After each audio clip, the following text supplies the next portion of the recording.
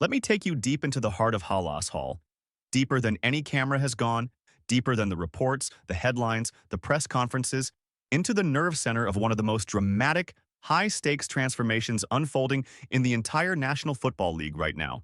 Because what's happening inside the Chicago Bears organization is not just a story about roster moves or OTA drills or coaching tweaks. It's about a franchise at war with its own identity, a team staring into the mirror of its past and choosing, finally, violently, to burn the old version of itself to the ground and rise into something terrifying, disciplined, and real. And the man holding the match, the man rewriting the DNA of this entire operation from the inside out, is head coach Ben Johnson, a 38-year-old offensive genius who could have gone anywhere, could have picked a contender, could have played it safe. But instead, he chose to walk straight into the fire that is Chicago, chose the cold winds, the brutal history, the weight of a city that hasn't seen true dominance in decades. And why? Because Johnson didn't just see a challenge. He saw a battlefield, a blank canvas soaked in gasoline, waiting for someone to strike the spark. And now that spark is catching, now the wind is shifting. And what's unfolding in these OTA practices, these closed-door meetings, these early morning lifts and late-night install sessions, is nothing short of a football revolution, a cultural detonation that's going to shock the NFL if you're not paying attention. Because Ben Johnson is not here to rebuild. He's here to obliterate the old ways, to tear down the rusted structure of mediocrity that's haunted this franchise for years, and replace it with a foundation made of steel, grit, speed, and surgical discipline. And make no mistake, this isn't hype, this isn't off-season optimism. This is real, this is violent, and it's already begun. And if you need proof, you don't have to wait until September, because the signs are already everywhere, scattered across the grass at Hollis Hall, like breadcrumbs leading to something massive. And it starts with one simple word that keeps echoing out of every player's mouth: intensity. Not the kind of manufactured, coach-speak intensity that gets parroted to the media, but the kind you feel in your chest, the kind that forces veterans to lock in like rookies again, the kind that makes every rep feel like a job interview and every mistake feel like a funeral. And the man setting that tone? Johnson, from day one, walked into a locker room full of question marks and made one thing crystal clear.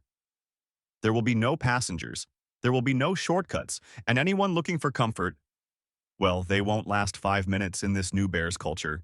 Because this isn't just a new system, this is a new language, a new way of thinking.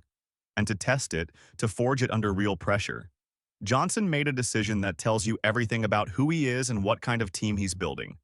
He scheduled not one, but 2 joint practices during training camp, not with bottom feeders or rebuilding squads, but with 2 of the most explosive, complex, high-powered organizations in football today, the Miami Dolphins and the Buffalo Bills. And just sit with that for a second, because what he's doing is absolutely ruthless, bold, and brilliant, all at once. He's throwing his team into a full-on crucible before the season even begins, asking them to square up against Tyreek Hill, Jalen Waddle, Tua Tagovailoa, Stephon Diggs, Josh Allen, Von Miller, and the rest of these battle-hardened playoff rosters. And not just in preseason games, but in the hyper-intense, raw, unfiltered environment of joint practices where trash talk flies, tempers flare, and every rep feels like a mini war. And why? Because Johnson isn't interested in easing his team into the fire. He wants to build warriors, and you don't build warriors in controlled environments. You build them in chaos. And let me tell you, this strategy isn't just risky, it's genius, because each of these teams, Miami and Buffalo, brings something different to the table, something specifically engineered to test every weakness the Bears have been working to fix. The Dolphins with their tempo, speed, and horizontal stretch game that demands absolute discipline from defenders in space. And the Bills with their physicality, disguised coverages, and relentless pursuit of mismatches. And you better believe that Johnson's watching it all with a sniper's eye, looking for hesitation, looking for breakdowns. Because these practices aren't just about execution. They're about mental toughness, about who folds, who rises, who communicates when the bullets start flying. And already, word is leaking out from the Bears facility. This team is responding. They're feeling the shift. They're starting to embrace the pain, the urgency, the high-octane pace of Johnson's vision. And it's not just the rookies or bubble players feeling it. It's the veterans too, guys like Cole Kmet, who got publicly corrected during a no-contact drill for lining up incorrectly. No favoritism, no gentle nudges, just straight accountability. And instead of resisting it, players are embracing it. And that's when you know the culture is changing, because for the first time in years, the message is consistent, the mission is clear, and the buy-in is real. And if that doesn't get your blood pumping, then listen to what guys like Joe Thuney are saying. Yes, that Joe Thuney, the rock of the Kansas City Chiefs offensive line. A man who knows what a championship culture feels like. A man who's protected Patrick Mahomes and played in the biggest games on the planet. And he's already said publicly that what he's seeing in Chicago, this energy, this standard, this commitment, is reminding him of the building blocks of those very same championship teams. And that kind of endorsement doesn't come from hype. It comes from the daily grind. From players looking around the locker room and seeing that something different is happening. And it's not just on the field either. It's in the classroom. It's in the nutrition plans, the sleep tracking, the detail in the install meetings. This is full-spectrum transformation, and on the defensive side, it's just as ruthless, just as exacting, because Johnson and his coordinators are demanding communication, adaptability, and physicality at every level. And veterans like Grady Jarrett are speaking up, saying straight up that this camp doesn't feel like a comfortable NFL experience. It feels like a test, like something out of a playoff team's playbook, where every detail matters and no one is safe. And that's the exact message Johnson wants, because he's not just trying to coach talent, he's trying to break bad habits, rip them out at the root, and plant something stronger in their place. And that's exactly why these joint practices matter so much, because they simulate real danger, real adversity, with real stakes. And if this team can go toe-to-toe with the Dolphins' speed and the Bills' power in a controlled explosion of competition, then it won't just be about wins or losses. It will be about wiring this team to respond under pressure, to become something new.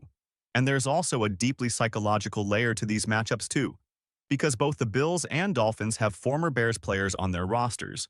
Mitch Trubisky, Deonta Foreman, Larry Borum. And you better believe Johnson is using that, fueling that, turning those familiar faces into emotional accelerants to raise the temperature and force his guys to fight not just physically, but emotionally, mentally, spiritually. And that's the kind of edge that separates teams in the NFL. That's the kind of experience that lingers when week one hits, because once you've gone through that fire, once you've survived that grind, regular season speed doesn't scare you. It fuels you. And make no mistake, Johnson is watching everything. Not just the starters, not just the stars, but the second and third units, the gunners on special teams, the undrafted rookies grinding for their lives, because in his system, no one is above the standard, no one is protected by status. And that's why players like Tremaine Edmonds are saying the vibe is changing, that the players are now starting to hold each other accountable, and when that happens, when the locker room starts to police itself, that's when you know you're no longer running a team, you're leading a movement. And if you zoom out and look at the bigger picture, the roster changes, the coaching staff, the quiet confidence building behind closed doors, it becomes terrifyingly clear that something special is brewing in Chicago. And it's not based on luck. It's not based on one superstar quarterback or one fluke season. It's being built the right way, from the ground up, with structure, intensity, vision, and courage. And what happens next? What happens when those joint practices begin, when pads pop, when emotions explode, could define the trajectory of this team for the next decade. And if they emerge stronger, smarter, more bonded than ever before, then this offseason won't just be a footnote. It'll be the prologue to a dynasty in the making.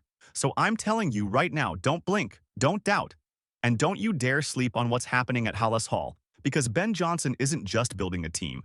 He's building a force of nature. And the 2025 Chicago Bears are about to show the world what happens when discipline, vision, and raw competitive fire collide in one of the most passionate sports cities in the world.